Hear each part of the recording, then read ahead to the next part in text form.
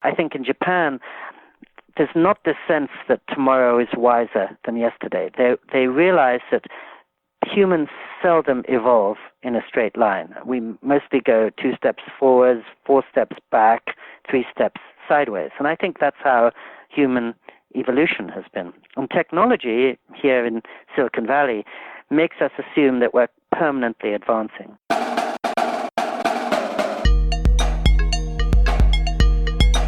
Welcome to Deviate with Rolf Potts, where I talk with experts, public figures, and interesting people about fascinating topics that meander off topic. Today I'm thrilled to be talking with Pico Iyer, who is among the most revered and respected travel writers of his generation. He also happens to be one of my own travel writing heroes, since his writing style, and in particular his book Video Night in Kathmandu, were a big influence on me when I was getting started as a travel writer 20 years ago. I first met Pico in person at a writing conference in 2006, and since then I have, over the years, hosted him at my own events in places like Penn and Yale, and I'm always amazed by how gracious and eloquent he is. Seriously, the guy talks in fully formed paragraphs in a way few people can. Pico has 2 new books out this year, both of them set in Japan. One of them, entitled A Beginner's Guide to Japan, offers playful and profound glimpses into the country where Pico has lived with his wife for the past 23 years. And his other book, Autumn Light, uses his experience of Japanese culture to reflect on aging and death and making the most out of late life. Our conversation starts on the topic of travel and how the experience of travel has changed over the years. You know, Pico was one of the first travel writers back in the 1980s to acknowledge that travel isn't just a simplistic contrast of familiar places to exotic places, since in the globalized era, far-flung cultures have a way of mixing together in surprising and charming ways.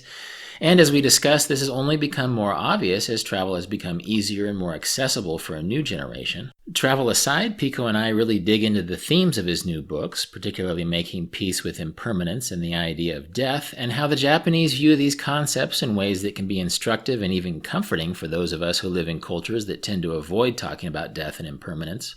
It really is a fascinating conversation with one of my favorite writers. If by chance you have a favorite writer or thinker you'd like me to feature on this podcast, feel free to send me suggestions at deviate@rolfpotts.com. And if you enjoy my conversations here, please subscribe on your favorite podcasting service, give it a rating or review, and spread the word. Here's Pico Iyer.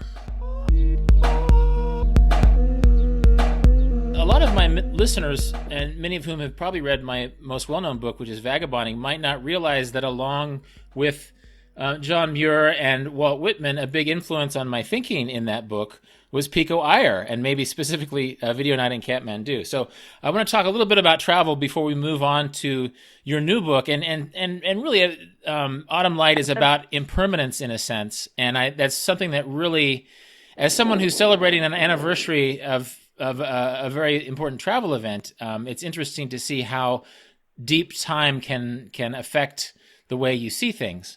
So one thing that really struck me about your writing, and one reason why it appealed to me in the 90s when I started reading you and when I started traveling, is that it not just talks about travel, but it talks about who we become when we travel.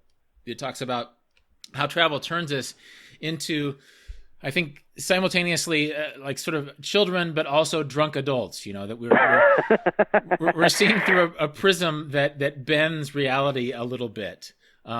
And you talk about you write in some ways, I think travel is about learning how to see, learning how to pay attention. It's an alarm clock in some ways, and it's a jump start to putting our senses on the setting where they're universally receptive. I think theoretically we could do that at our homes, and yet somehow, surrounded by familiarity and routine, we know all too well our eyes tend to close, and we don't notice the things that are so wondrous for a visitor. So how did you come into this way of thinking about travel as a transformative event? I think all of us experience when we're traveling that we're suddenly, as you were just saying, loosed from all our moorings, all the ways we habitually define ourselves, and all the ways in which other people see us are completely dissolved. And I love that, because I remember when I was writing Video Night in Kathmandu, I was living in New York and I was writing for Time magazine. So in New York, if I met somebody, they would probably say, where do you work, what's your job, and what street do you live on? Those were the markers. And then they might say, which college did you go to? As soon as I'm walking the streets of Burma, one week later, nobody cares about any of that. They're responding to me in some much more essential way, and they're probably making misconceptions too, the way somebody in Midtown Manhattan would. But I feel they're trying to assess, is this guy trustworthy? How kind is he?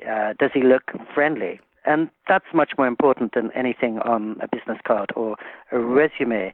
So I love the way that travel essentializes us. It makes us different people than we were at home. If I was going to my office in Midtown and a homeless person came up to me, I would probably walk right past that person and say, I'm sorry, I have to be at my office at 10 o'clock, which is true.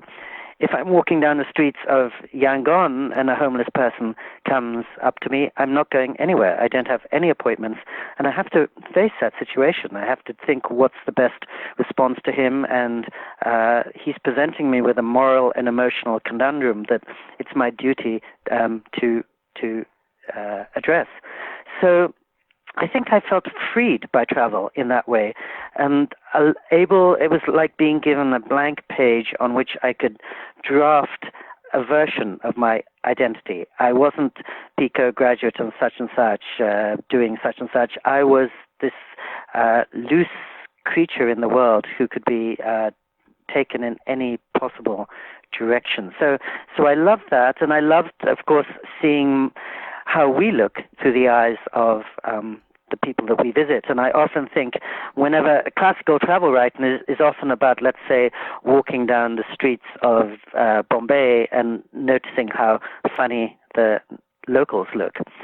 And it's easy to forget that as far as the 15 million people in Bombay are concerned, you are the main source of comedy. You, the foreigner who can't speak the language, is walking backwards down the street and is getting everything confused. And, I was glad to be turned into a comic character by some people I met, and occasionally a romantic character, which had nothing to do with me, but just they thought, well, this guy comes from a rich country, so he's the closest I'm going to get to Richard Gere.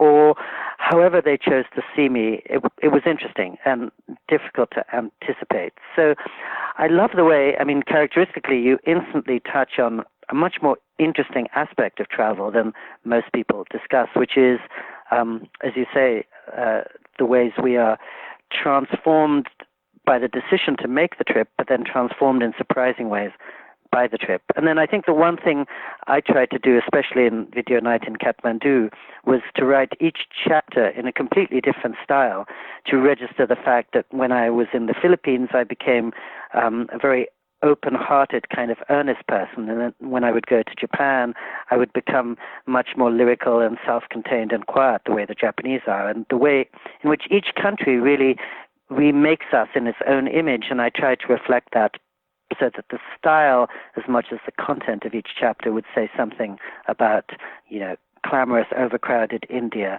versus slightly impenetrable, efficient China. Well, it's interesting that in a way we're moving toward, because your two recent books are about Japan, it feels like there's more discussion to be had about why exactly Japan, as opposed to China or the Philippines, is where you landed. And I think I know a little bit the answer to that. But I'm curious to know where this curiosity and desire to wander and to be the stranger in a strange land began. Because almost famously, you're a guy who was born in England to Indian parents who grew up in California and now is more or less based in Japan. So is this something that happened when you were a child making those solo trips across the ocean, or is it something that really refined itself when you were a university student writing for Let's Go, or something that happened as a correspondent once you were a professionalized writer for Time magazine? Well, again, as you perfectly say, you not only know the answer, but express it very well indeed. It was just that freak of circumstance. Moving from England to California at the age of 7, and then working out that it was better for me to continue going to school in England, and so going to school by plane alone over the North Pole every 3 months from the age of 9, finding that plane trip was a wonderful, enchanted space where I was not subject to the regulations of anywhere. My parents were very kind to me, but in California I was my family home was on the top of a mountain, so nowhere for a 9-year-old kid to go. And my boarding school in England was essentially incarceration. It looked like a prison.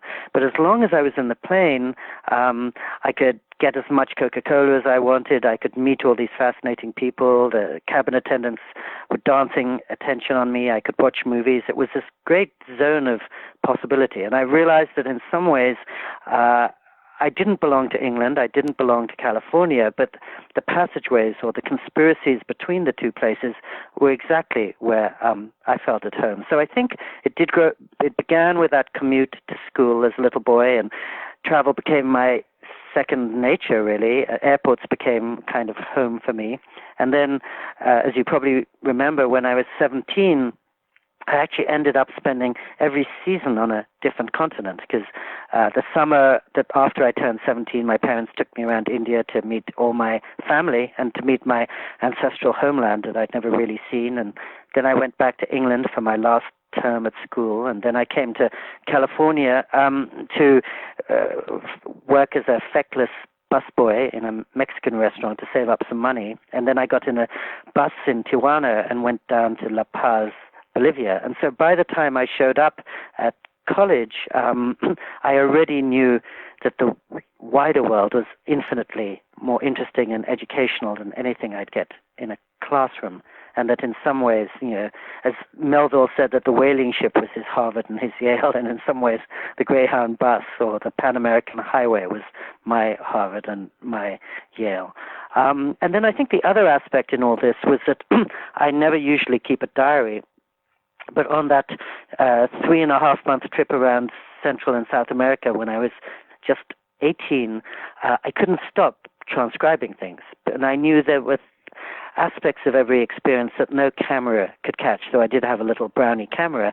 And so every day I would write down everything that happened to me.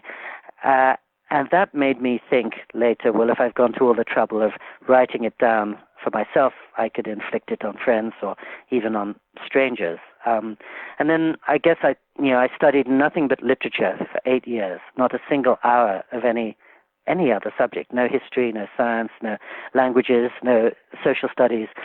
So the only thing I'd really learned to do was read and write, and by default, I found that I was writing most freely when I was traveling, and that somehow, through no grace of my own, that the way I grew up gave me 3 sets of eyes and made me feel at home wherever I was. Because if I was in England or in India or America, they were all partial homes, but they didn't contain the whole of me. And then I realized, well, if I'm in Brazil or Greece or Thailand, those are partial homes too. I wasn't disoriented to be a foreigner or indeed a tourist.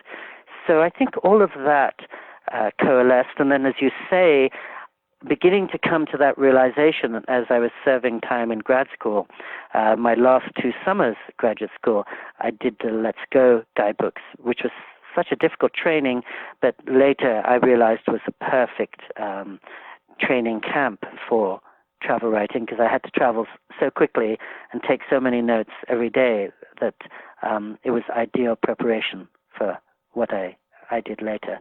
So, but I think you've probably heard me say this before, but when I was growing up, it was quite unusual to be a little kid with an English voice and an Indian face and an American green card. And now it's so much the norm. In fact, most kids in big cities are more international than I am. So I think travel writing's got much more interesting for that reason, because it's almost about kids who have 6 cultures inside them interacting with cities that have 200 cultures inside them. So I actually think the genre of travel writing is more and more exciting.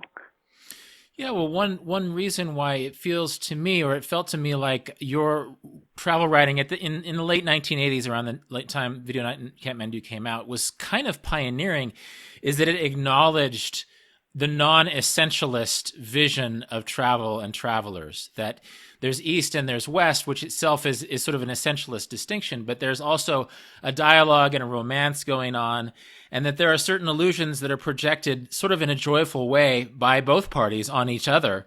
And it need not necessarily be a snooty viewpoint or a sort of a staid academic analytical viewpoint, but it's more of a dance and more of a romance. And so do you feel like that goes all the way back to your air flights over the North Pole when you were a child, or is this something that you sort of instinctively realized was a part of the way travel was either going or had always been?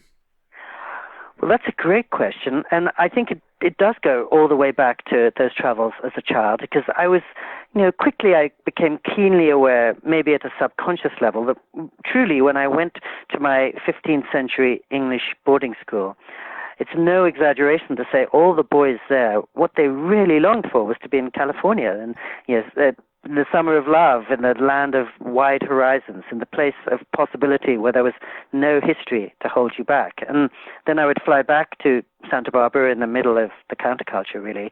And there I sensed many people were longing for the strong roots and the steadiness and the certainties that a place like England had in abundance. So I grew up traversing that romance and sometimes exploiting it. When I arrived in my school in England, I would very proudly tell my friends how I'd been walking down Telegraph Avenue or I'd seen the Grateful Dead in my vacations, and they would get so envious. And then when I came back to California and was at the vampire movie at the drive-in, and the person repelled the vampire by reciting the Lord's Prayer backwards in Latin, I could do that, surprising my neighbors in California. So, yes, I think commuting between two cultures that were fascinated by each other and that were also separated by a common language really laid some subconscious foundation. And then I remember when I began taking long holidays from Time magazine in the 1980s, the first place I went to was Thailand. And I'd never been anywhere like Southeast Asia in terms of so exotic then, so romantic, so ungraspable. And of course, this image of a romance quickly took very literal form, because even in 1983 in Bangkok, one of the most common sights you would see was a Westerner, not obviously irresistible, walking around town hand in hand with a girl younger than his daughter. And one couldn't help but wonder, what does she see in him? What does he see in her? How much is each a symbol for the other of a world that they want to touch and very different from their own? So that gave it a very concrete grounding. And of course, as you know, since you travel so much, probably more than I do, 34 years later, that hasn't changed at all. I'd say it's increased. I was spending time in Singapore recently, and Singapore, where I'd never seen so much of that, seems entirely made up of these incongruous East-West couples. And I guess the one big change, which I tried to chronicle in later books, was that the product of those couples would be neither Eastern nor Western. And as I think you said at the beginning of your question, that's the heart of this, that Salman Rushdie was doing this in fiction already because he was an Indian who'd grown up in England. And so East-West weren't hard and fast divisions for him. And then I was doing some of the same in nonfiction, because there I am, an entirely Indian kid by blood, entirely brought up in England and the US. East and West don't honor any barriers in me too. And so that seemed to be sort of the next chapter in the story. And whether it's Barack Obama or Zadie Smith or so many of the prominent people now, my hope has always been that we've moved beyond East-West divisions, and we've moved beyond black and white divisions, because our two-term president and some of our most prominent writers are black and white at the same time. And I think everything's got much more interesting now. That's as the result, the product of the way in which two sides of the world were all over each other back then. Yeah, well, it feels like the condition that gave us Pico Iyer and Salman Rushdie is, as you said, is much more common. That young people are just more used to being much more international, even if they aren't mixed by blood, than they are mixed by fascination and internet connectivity with other parts of the world or friends from other parts of the world. And one thing that struck me, you were talking about traveling with your Brownie camera back in the day and making journals. Well, these days, I think young people would be more inclined to travel with their iPhone camera and maybe a blog or some other sort of social media diary. And one thing that I've always noticed about you, and that you've written about quite a bit, is sort of an intentional willingness to sidestep technology in the interest of paying attention. And I'm curious, am I talking to you on a cell phone now or on a landline? Rolf, you know me too well. No, it's true. To this day, I have never used a cell phone. I wouldn't know how to turn one on. And just as you said, it's because I feel I have enough data in my life as it is, and I don't have enough time to make sense of it. So I don't want even more pouring in on me. I do want that freedom just to try to process the stuff I already have. Now, so this is my own eccentricity, and it's partly because I'm a creature of habit, and I still do things the way I did in 1981 before these technologies existed. But I think the new generation forms are terrific, and I'm delighted that people are traveling with iPhone cameras, and blogs are exactly the equivalent to the diary I was keeping when I was 18, except now, wonderfully, they can be transmitted around the world very, very easily. So I don't feel that travel has lost anything in the age of technology. Many people do. But I'm excited that it's taking these new forms, and especially, I know you have been teaching for a long time. I just, for the first time in 37 years, taught for one semester these last few months. And coming into a classroom for the first time since 1982, I think the thing that most excited and inspired me was that this generation, 18 to 20 years old now, truly thinks of the whole world as its neighborhood, and that problems of sex trafficking in Nepal are as local to them as if they were taking place in Jersey City, and that concerns about the environment in Africa are as close to them as in Alaska. And I really think it's happened so dramatically and so ubiquitously that we take it for granted now, but I feel the world has really stepped forwards hugely in the time I've been doing this job. I remember not long ago I met a friend of mine from England who had been in the same fourth grade classroom as I. And he grew up in London, very sophisticated, cosmopolitan family. He told me recently that when he came into the classroom and he saw me, age 9, that was the first brown-skinned person he had ever seen growing up in England in the 1960s.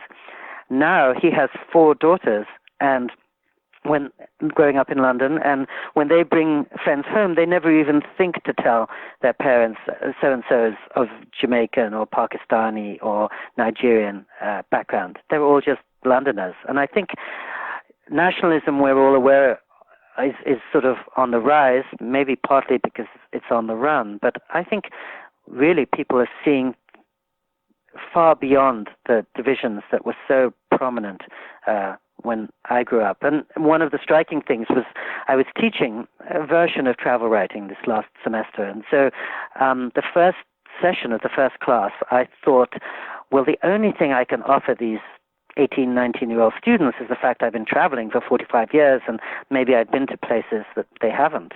So I invited each of the 16 in the room to go around and say why she had signed up for a class on writing about place. And one person said, well, I just spent the last 29 days in Nauru, which is a place I'd never heard of. The next one said, oh, I'm off to Mauritania in a couple of months, so this class would be useful. The next one said, oh, yeah, and actually last week I was in Kazakhstan, where you, Rolf, are going, but also, of course, I was in Kyrgyzstan too, and it was interesting for me to compare the markets there with Tajikistan.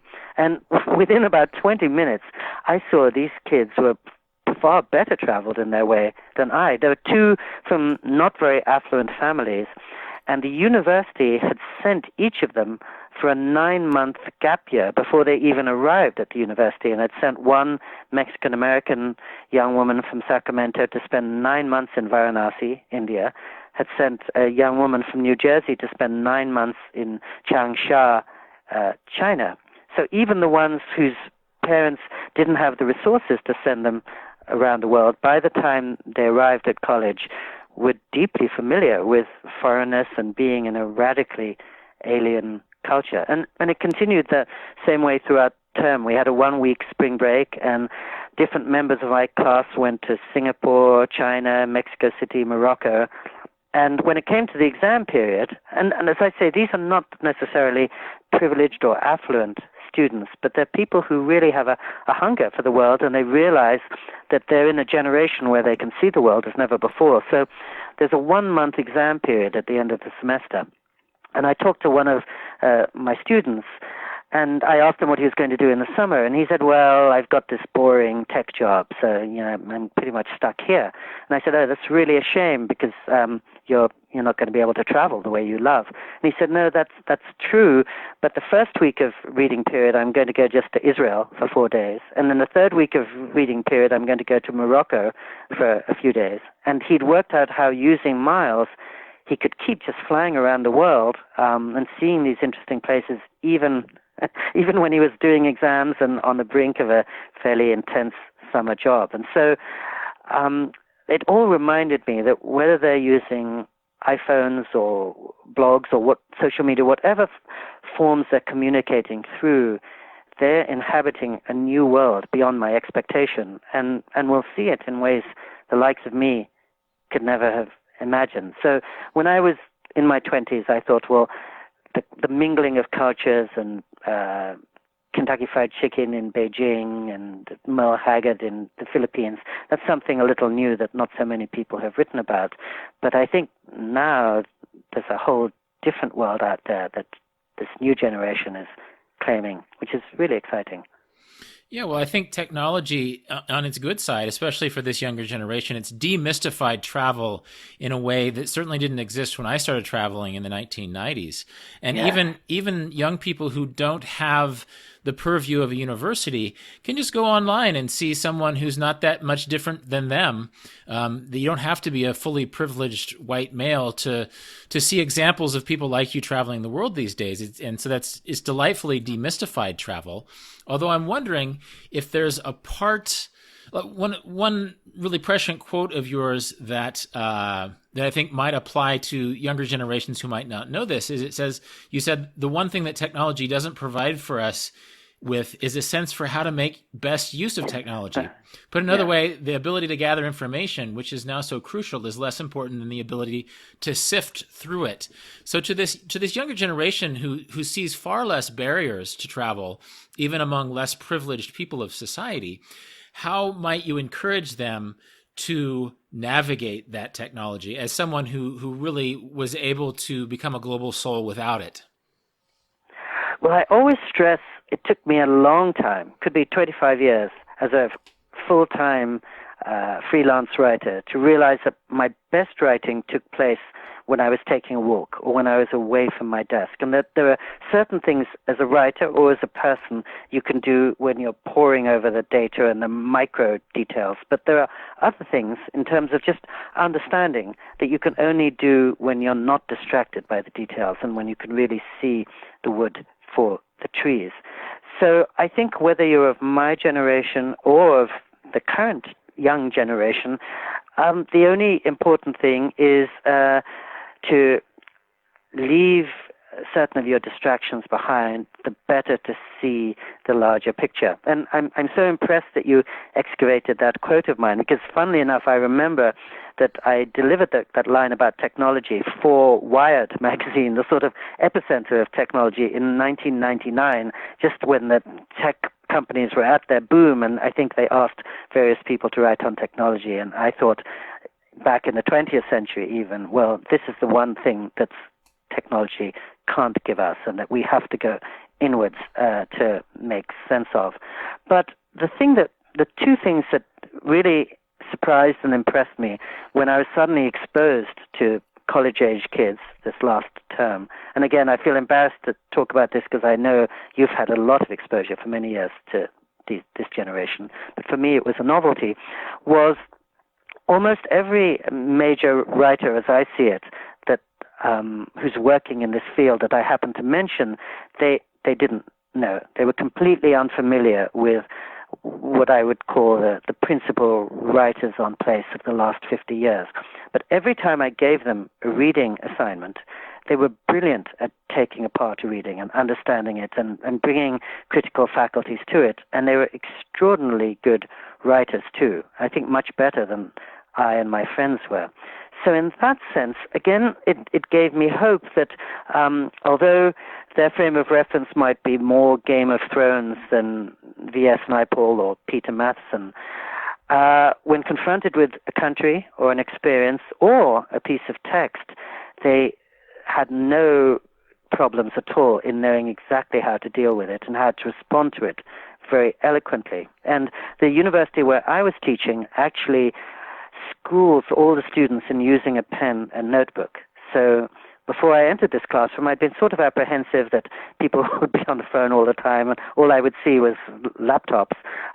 There was not a single laptop or phone in a 3-hour seminar every week, and these guys were proceeding much as I would have done in 1975 when I went to college. In other words, just taking notes and wrestling with texts. And so it made me, I've never been worried about the effect of technology. A lot of people worry about the effect of technology on kids.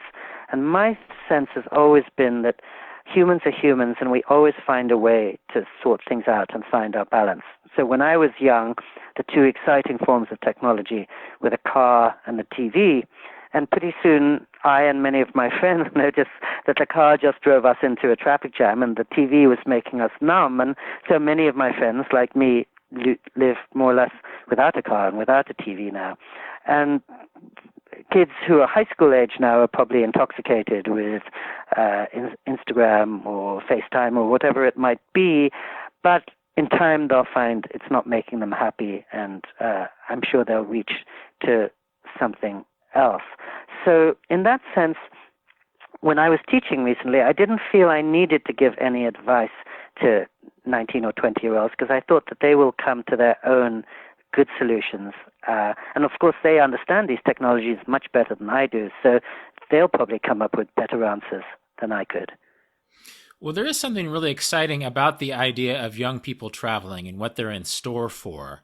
And generationally, young people these days are probably prepared in new and different ways technologically for what they're going to find overseas. But one of my favorite moments in one of your new Japan books is when somebody is reading to you what sounds like a very fresh and prescient take on Japan, and you realize that he's reading you your own words from decades before when you were new and fresh in Japan. And it made me think of the English philosopher, I think his name is Herbert Spencer.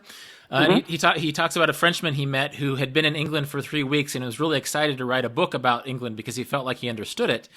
And then after 3 months, the same Frenchman wasn't so sure about his book. And after 3 months, Herbert Spencer talked to him, and the Frenchman felt like he was not at all qualified to write about France. And so it's interesting that after all these years of being somewhat based in Japan, you now have 2 books in 1 year about Japan. And a quote that you have in one of those is, "I've been living in Western Japan for more than 32 years, and to my delight, I know far less than when I arrived. A land of streamlined surfaces gives you very much what you expect, and so much that you didn't expect under the surface that you don't know what to do with it."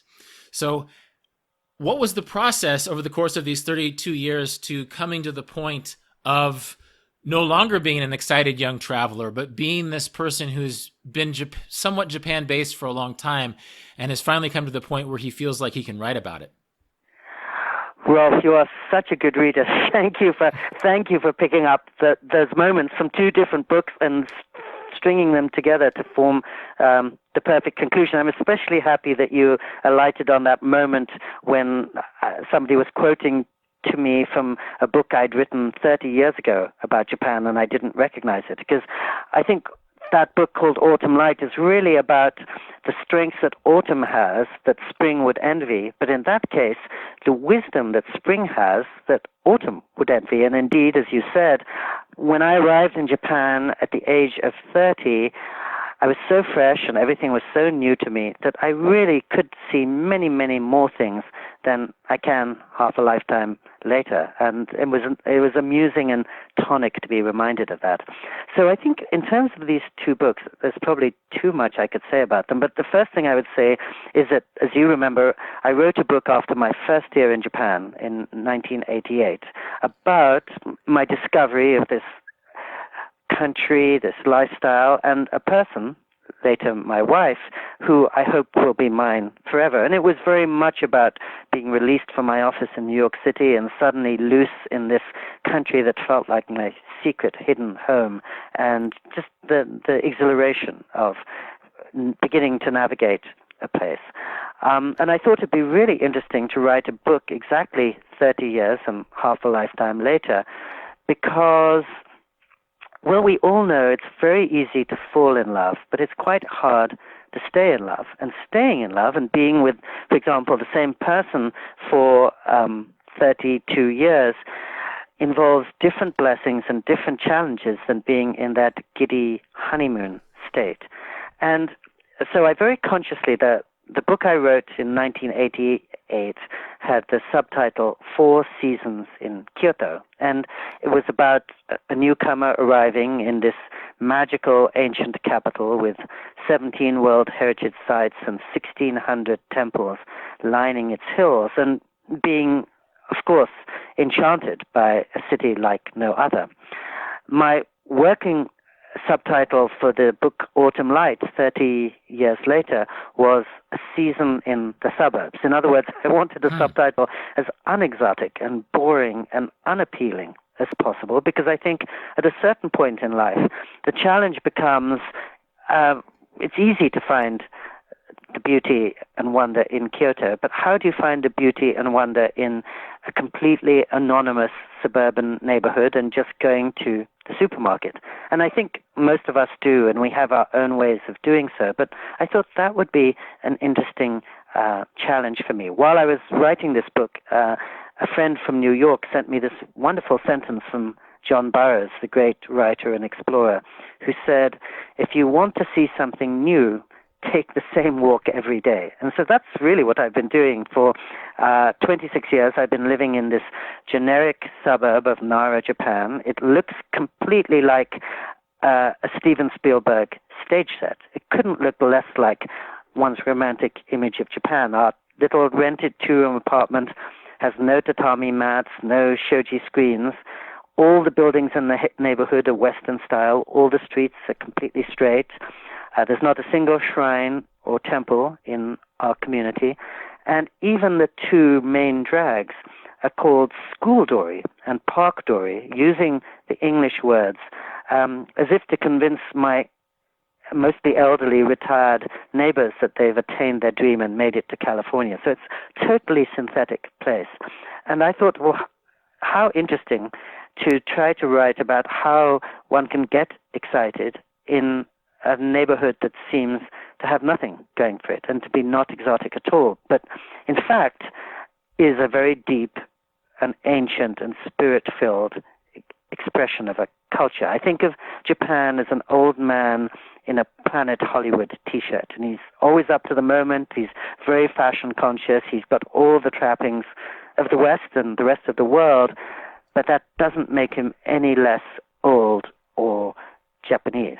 And so I thought it would be a different way of coming at travel writing, to find, I guess, the exoticism and surprise in what seems to be the most banal setting. As I'm saying that, I'm remembering that one of the assignments I inflicted on my students this past semester was to write a piece about somewhere that sounds uninteresting.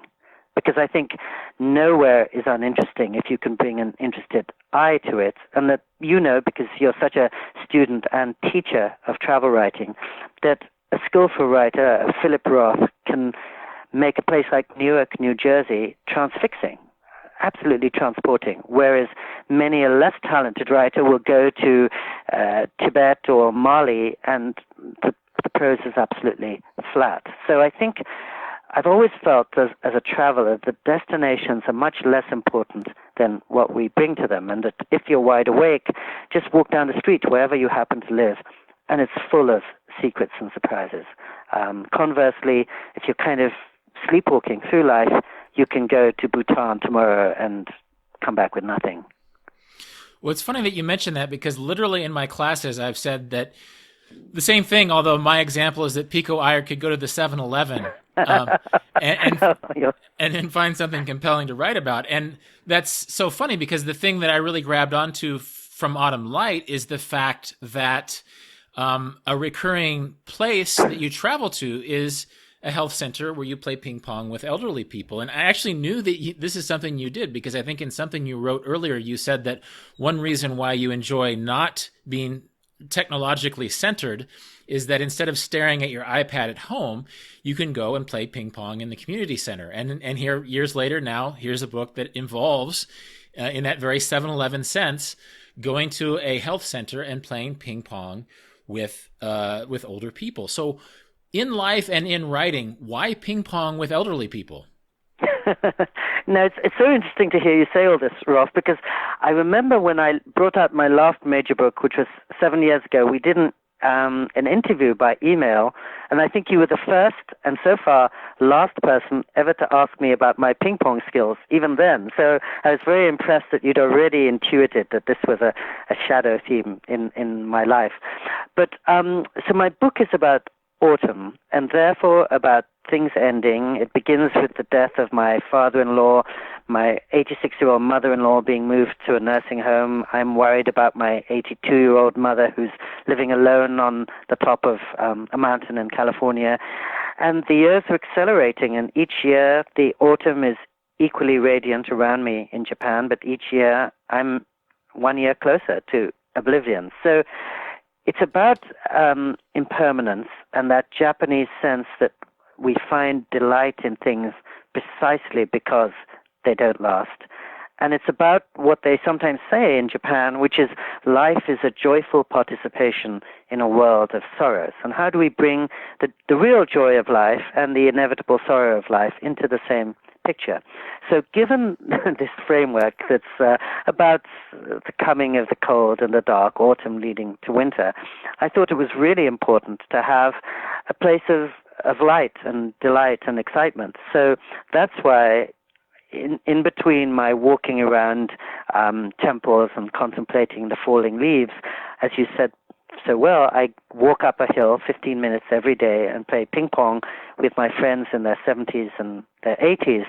And every now and then a teenager will show up in our little room, and one of my friends, 82 years old, will thrash the teenager, which shows that, again, autumn can be triumphant over spring, even when it comes to certain physical activities.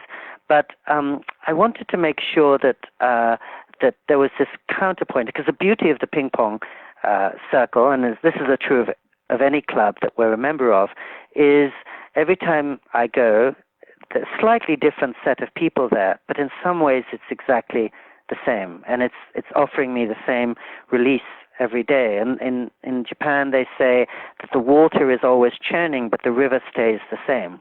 And my book is really about what changes and what remains changeless. And in a ping pong club, the actual participants are probably different from day to day, but the overall harmony and beauty of the group remains very much the same. And I think on a very practical level, the reason that I wanted to include the ping pong club was that I've lived in Japan, as you know, but not every listener would know. I've lived there for 32 years on a tourist visa because I've never really wanted to engage with official Japan, which I think includes some of the less interesting and imaginative sides of the country. And I've always been drawn to what's private and domestic and interior, which is endlessly unexpected. But in the ping pong club, for the first time ever, I was a member of a Japanese group, and I was the only foreigner in a group of 30 Japanese, mostly retired executives and grandmothers. And so it taught me how to function in a Japanese setting. And given I've never worked or studied in Japan, I'd never learned that before. So, for example, in the ping pong club, I learned how to try really, really hard at every minute while playing ping pong, but never to want to win. And in Japan, winning is not such a good thing. Nobody keeps track of the score. We change partners. We only play doubles. We change partners every 5 minutes. We play best of 2 sets, so quite often there's no loser. And it's an induction into really a whole very different Japanese way of thinking, whereby you go to play ping pong not with a view to being a champion, winning a game, coming back exhilarated because you've defeated somebody else, but creating a situation in which everybody can feel like a winner. And it's more like becoming part of a choir, or indeed being part of a dance where you're working with somebody rather than against somebody. And again, it's something essential to Japan that's so different from the England and the US I grew up on. I know in my second book, A Beginner's Guide to Japan, I mention how Japanese baseball games end in a tie if the score is level after 12 innings. And because the league standings are based on winning percentage, a team with lots of ties can finish ahead of a team with more victories. So often Japanese baseball teams are not trying to win, they're just trying not to lose. And the first time an American manager was brought over to Japan to lead a professional team, this was Bobby Valentine in 1995. He took this really mediocre squad. He led them to a stunning second-place finish, and he was instantly fired. And various foreign journalists were surprised by this, and so they went to this team spokesman and said, "What's with that? Why did you fire him after he had such a good season?" Back came the answer, because of his emphasis on winning. And I think, you and I probably in England and the US were raised to believe winning is a good thing. In Japan, not so. So I write a lot about the ping pong club as a shorthand for some of the ways fundamental assumptions of life are very different in Japan from the way they are here.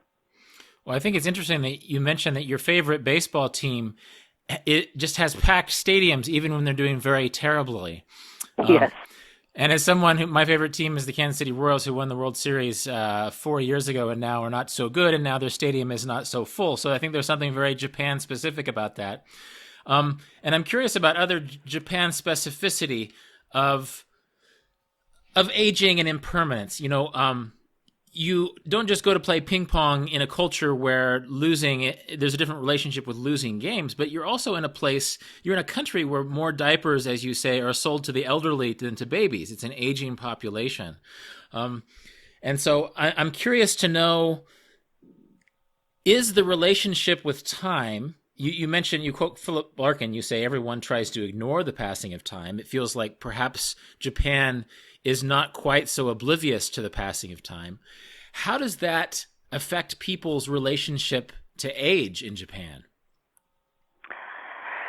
Yes, such a good question. I mean, traditionally, of course, across East Asia and most traditional cultures, age is something to be revered rather than feared.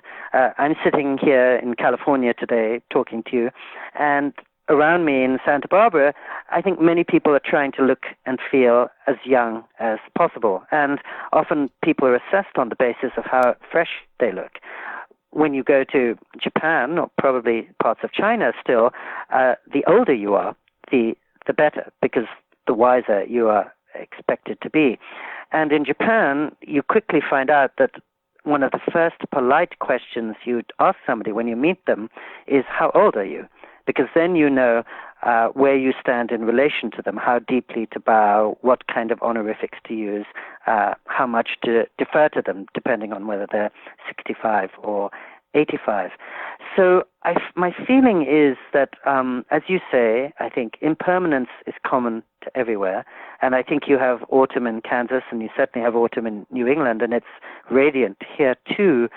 But the Japanese have made almost a religion out of impermanence. They love the cherry blossoms precisely because they only last for 10 days and then they're gone. They love James Dean because he was a human cherry blossom. He flared briefly and then he was no longer. In the Tale of Genji, which is, I suppose, the Japanese equivalent to the collected Shakespeare, the word for impermanence is used more than 1,000 times. And the central bell in Kyoto rings in a way that suggests to my Japanese neighbors, this is about to end. The world is not forever. That's the message you hear everywhere in Japan. And I think the biggest difference between Japan and the US in that regard is that, of course, it's a very old culture. It's been around for 1,400 years. It's suffered through endless amounts of fire and earthquake and warfare and much else. And so I think the Japanese do have a very different relation to time. At the beginning of the 20th century, a house in Tokyo was expected to last only for 3 years before a fire burnt it down. Here, where I sit in California, we're ever more worried about forest fires, but we could still never get our head around the notion of a house lasting only 3 years before it's gone. The main imperial palace, the former home of the emperors, that occupies a sixth of Kyoto, right at the heart of this big city of Kyoto, I think that's burned to the ground 14 times over the many centuries. And I think when I was a teenager coming back to California from my school in England, California was so exciting because it's a land of the future tense and of opportunity and endless possibility. And I really enjoyed that when I was growing up. But when I hit a certain age, I thought, well, now I need to learn how to get older. And the place to go for that is a wise elder culture, such as Japan, that's not so much of an expert on youth, but is a great expert on living with old age, suffering, and death. And as you say, old age is probably the biggest sociological problem in Japan. I think they have the oldest population on Earth. But instead of addressing it just through statistics and alarming trends, as one would read in a newspaper, in this book I wanted to give that a spin, as it were, and look at it through people who are in their 70s and 80s, who, in my experience, are often full of zest. They're freed of their responsibilities. They're actually having a much better time than when they were in their 40s and 50s. And to sort of put a human face to this sociological problem. And, I remember I was, of course, in Japan when the tsunami took 18,500 lives in 2011. And I remember right after the tsunami, people I knew in California seemed much more worried than people in Japan. And as you and the whole world witnessed, the people who were the victims of that in Japan startled everybody by being very quiet, by not seeming to complain. And I think that's because they were living in this culture which already for 14 centuries had been training them in the art of loss and the art of unexpectedness. And there's still a very vivid sense of gods in Japan, the way there would have been in ancient Greece or maybe in Shakespeare's England. And so people there are keenly aware that things can change at any moment, and they're prepared for that in certain ways. It's interesting how reading your book was weirdly affecting for me, even though maybe I'm on my front end of considering some of these questions. I'm 48 years old as I interview you right now. I recently went back to my 1994 vagabonding journey when I lived in a van and traveled around, and I was really amazed to commune with my 23-year-old self, but I also felt this strange sense of loss, this idea that I really am far removed by the years from my 23-year-old self. And also, when I'm based in Kansas, I travel a lot, but when I'm at home, I come to Kansas, and my next-door neighbor are my parents, who are in their 70s. My dad will turn 80 this year. And so in reading your book, it really made me think myself about these questions that are often, these questions of impermanence that are often ignored in the United States. And I know that you're speaking of fires. You lost a house and many possessions to a fire not long ago. Actually, it's been a while now, but it was certainly a something that you've addressed in writing before. And then you went and you had this experience with Japan that you reflected on at book length. So I'm curious, is there a way to make it easier? Is there a way to make peace with time in a way that is coherent? Or is this experiment just a way of reflecting in a new way on the process of time and impermanence?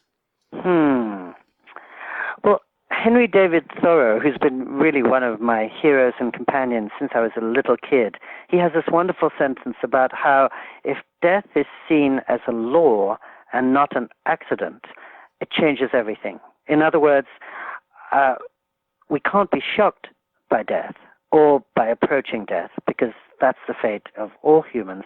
And if we're aware that it's a reality and that we can't quarrel with reality, we have to make friends with reality, make our peace with reality. We can't refine it or argue it out of existence. I think that's already a help. I mean, again, I'm talking to you in California, which is the land of endless summer, the age of perpetual youth. People talk here about the singularity and the prospects of, in Silicon Valley, so to speak, designing or manufacturing humans who could live for 150 years or who could live forever. I wonder if we'd really want to do that, because what I notice now is, I suppose, the human equivalent of climate change.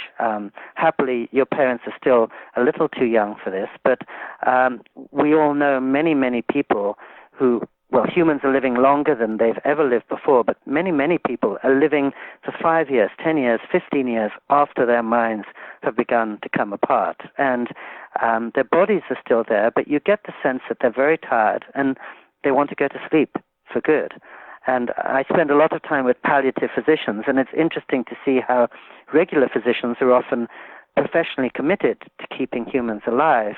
But palliative physicians who are thinking about the emotional welfare of those people often think, well, these people would, in some cases, rather say goodbye. They're ready to go. They've lived a rich, good life, and they don't necessarily want to sign on to 5 more years of suffering and pain or 5 more years of being comatose.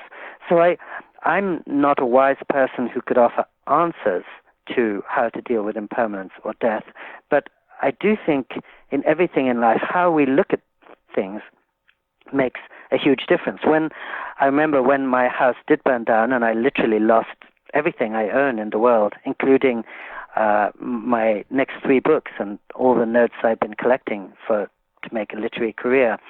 550 houses in Santa Barbara were burnt in that fire. And as the months went on, I think some people were devastated by the loss and always will be, and others began to realize after a period of adjustment that it wasn't just a loss, but it was an opportunity. And for example, in my case, I noticed that losing everything in a fire, when I started to replace it, I only needed maybe 10% of the things I'd had before. And that, as I say in one of my books, Autumn Light, everything that was really important, my notes, my photographs, my keepsakes and souvenirs from my travels, I could never replace. And everything I could replace, which is to say clothes and furniture and books, that was not important. I still wanted to write. I was still possessed by various topics, but I didn't have notes. So I learned the important art of writing without notes and trying fiction. And in fact, losing my house, my family home here in Santa Barbara, made it that much easier to move more or less full-time to Japan. So it's just a small example of how we're not defined by circumstances, but by what we do with circumstances. And many people will go through the same event, whether it's a forest fire or a tsunami or an earthquake. And some, at the end of it, will think, well, maybe this is freeing me to do things I couldn't do previously. And others just think, bereft, oh, I've been stripped of everything, and now there's no hope. But I think to some degree that's a choice we have. And so too with, pretend that death is never going to happen and it catches you by surprise, and then suddenly you haven't prepared for it emotionally or in any other ways. Acknowledge that it's a reality and inevitability, and then you say the things you want to say to the people around you. You finish the projects that mean the most to you. You relish the maple leaves blazing in autumn because who knows, you may not get to see them next year. So That's I guess how I respond to some of the less happy aspects of existence. Well, I think this is actually something I've touched on in other podcasts before. I think in life, so much, and this is understandable, so much advice is given to young people for becoming who you are. There's so much focus, especially in a place like the United States, about the different factors and tools you have to become the person that you want to be or that you're meant to be. There's a little bit less advice once you hit middle age for appreciation. But there is some advice about how once you have become, I think it can be toxic to just be endlessly ambitious. And so there's a point at which you have to accept what life has given you and learn to appreciate it on its own terms in a way that someone at the middle of their life might be able to do more wisely. But then we have this third category to sort of oversimplify things, which it sounds like the Japanese have put more time into thinking of, which is the autumn of life. That we have a very goal-oriented young part of our lives. We have a very appreciation-slanted middle part of our lives. So the question is, how exactly do we embrace this autumnal time of life? When that is often considered a time of decline or even decay. So keeping in mind that we might have caught some of my listeners off guard, thinking that this would be a travel-oriented Pico Iyer conversation, keeping in mind that you've meditated very deeply on impermanence, what's something that you can leave listeners with on how to best frame one's worldview to encompass autumn? Well, when you began talking just now, and you were talking rightly about how we stress becoming, I was expecting you to say what we don't train people for is being. So we're training them very much for the future tense, and as you were saying, that's exactly what you need when you're 15 or 25 or even 35, but we're not training people to find their delight in where they are right now, in living in the present tense.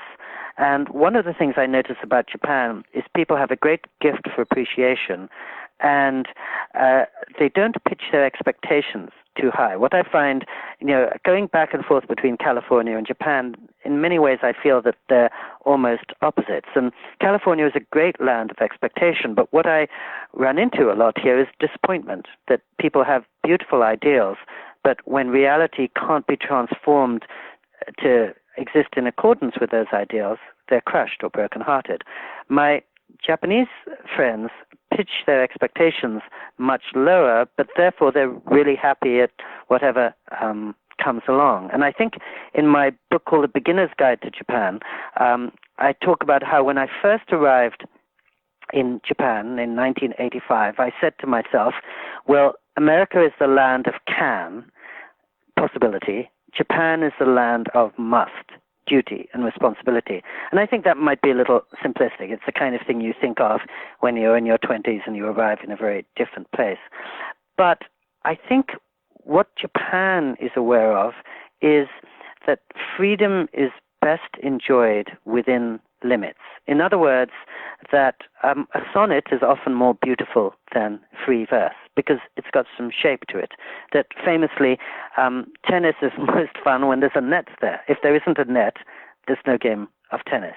And it's exactly the boundaries of life that are responsible for the beauties of life. If you're living in the future tense, well, tomorrow never arrives. So you never get your fulfillment. Or if you're living for that sense of becoming, as you said, I think I realized this when I was in the corporate world, and it's one reason I moved from my job at Time Magazine in Midtown Manhattan to an empty room on the back streets of Kyoto.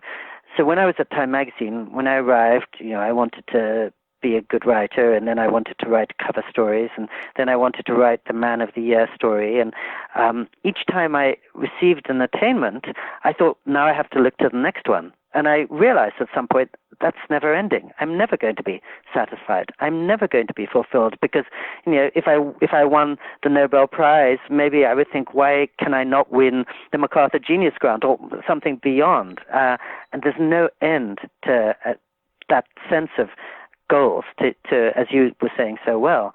And maybe just living in a small room with a very constrained sense of possibility, I'll be much more content, and I won't be restless. I'm probably, one of the things I grew up with through my gypsy boyhood was restlessness, and I thought what I need is to be absolutely satisfied with what I have, rather than hungering for what I could have, don't have. And a perfect example, it just strikes me as I'm talking to you, is that I'm sitting in my mother's house right now. And she has a very big house in the hills of Santa Barbara, and there are 3 whole rooms that are full of books, with the result that if ever I want to put my hands on vagabonding or some book I really want, I can't. It'll take me 6 hours to go through these 3 rooms, and I probably won't find it at the end of those 6 hours, and I'll have to go and buy a copy of a book that I already have. In Japan, in our tiny 2-room apartment, I have 1 shelf for books only, and I can always find every book I need within 6 seconds there.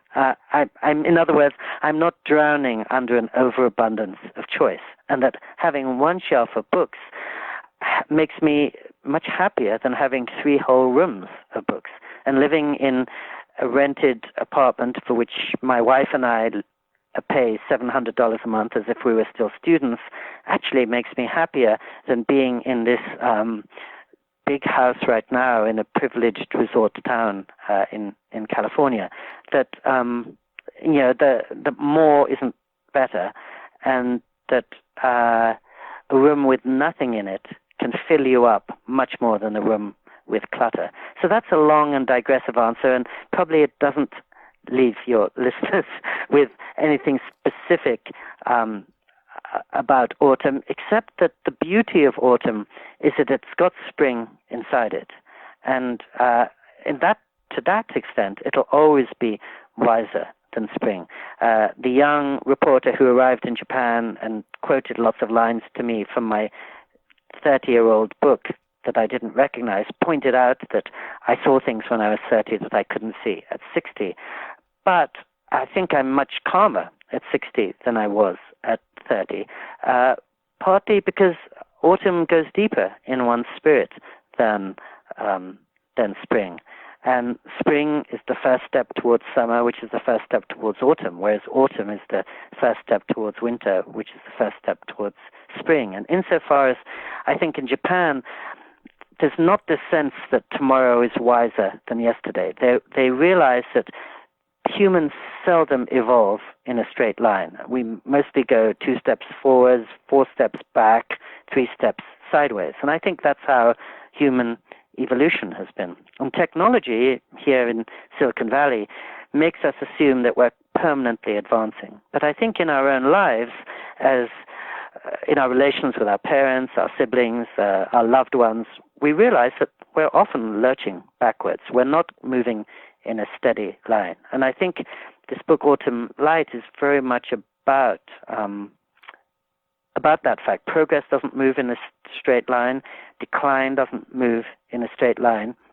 My male friends in the ping pong club who suffered through excruciating 20-hour days in an office for 40 years suddenly become little boys again when they retire, and in their 70s they're much more carefree than at any younger stage in life.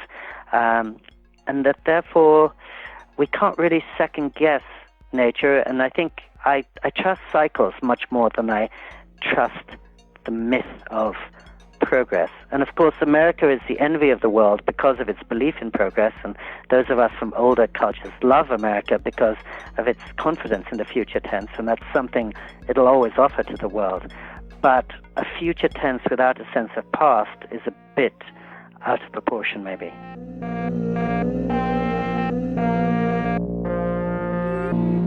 This has been Deviate with Rolf Potts. More about everything that was just mentioned, including links to Pico Iyer's new books about Japan, can be found in the show notes at rolfpotts.com/deviate. And as always, you can contact me with insights or questions at deviate@rolfpotts.com. This episode was produced by Justin Glow. Cedar Van Tassel does the theme music. Jan Futterman does the show notes. Thanks for listening, and I hope you tune in for future episodes of Deviate with Rolf Potts.